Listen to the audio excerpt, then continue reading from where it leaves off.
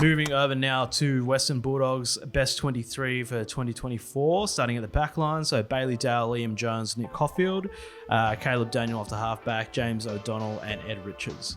Yeah, it's a pretty steady backline. It's just a matter of like how fit their tools are going to be. Like that was a huge issue for them. Liam Jones injured, Alex Keith injured. Bruce, who's left now, but couldn't quite stay on the park, and that kind of opened a chance up for James O'Donnell, who struggled when he first started. But to be fair, he wasn't on an AFL list, just months before the season or weeks before the season started. Yeah. So I think he did really well over the back half of the year, and to kind of finish his season on a high, and probably starts at centre half back as the second tall with Liam Jones. Sam Darcy we've got on the bench, and he's probably going to be more of a defender for them as well. So I think that they're kind of the three tools they'll work with. Bailey Dale and Nick Caulfield as those medium-sized rebounding players that can obviously still work quite hard defensively. And then Caleb Daniel and Ed Richards as those two kind of real attacking flankers that can push up the field.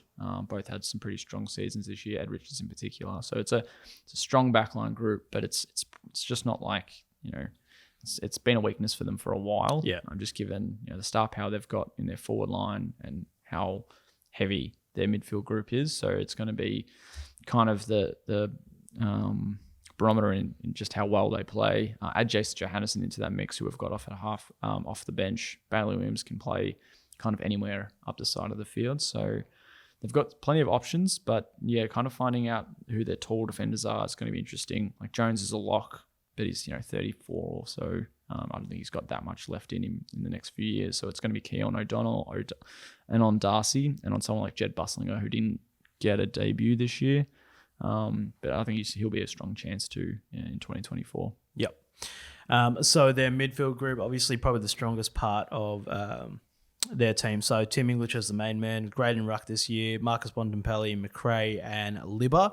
And then on the wings, Bailey Smith and Caleb Poulter. Yeah, it's always been strong. It's they lose Josh Dunkley last year, and it still remains pretty sturdy, but obviously not a final side, and with the kind of midfield group they've got, it seems like it was a chance wasted. Like Tim English was the All-Australian ruck, and I think by some margin. Marcus Bontempelli, the best player this year, I think, quite clearly. And then it's just how they use Jack McRae and Bailey Smith. Yeah. Are you convinced of Smith on the wing? I don't like it. I like to see him on the ball, but at the same time, I don't like Jack McRae on the wing. Yeah. You're not moving Tom Liberatore out of there, and Marcus Bontempelli pretty much has to be in there. Yeah. So it's just, again, it's probably just too many, like one too many. And then you add Adam Treloar into that as well. It's just kind of hard to get the most out of those guys, but you think it should work. You think that, if one comes out and gets a rest, the other comes in, and it's remains at that level, but it's just not the case. And then Sanders would probably run through there as well. Yeah, I've got Riley Sanders off the bench. As mentioned, Caleb Poulter on the wing. Oscar Baker could probably be a wing option for them as well. But yeah, Sanders might play a little bit outside, a bit of half forward maybe. And then we've got Treloar at half forward, so there's probably a bit of a rotation there.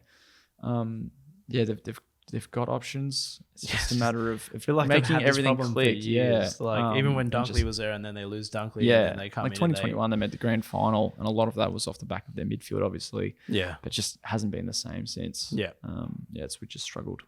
Yeah, interesting. All right, so and then forward line. So off the half forward, you've got Treloar, Jamara Ugle-Hagan, Bailey Williams, and then Cody Waitman, Aaron Norton, and Rory Lobb.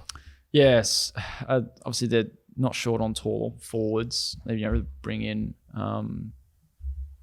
they've got Norton and Hagan as their kind of 1-2, and they brought in Jordan Croft, who will get some time to develop. So you kind of leave it at those two with Rory Lobb rotating forward as well. So it's a hot task for some opposition defenses again, but they just need to be accurate in front of goal and kind of click as a group. Like, it's great to have stars, but you kind of need to have them gel a bit. But I think after a couple of years together, they should be pretty good by the start of next season. Yeah, Treloar's another one of those midfielders that just has to rotate forward.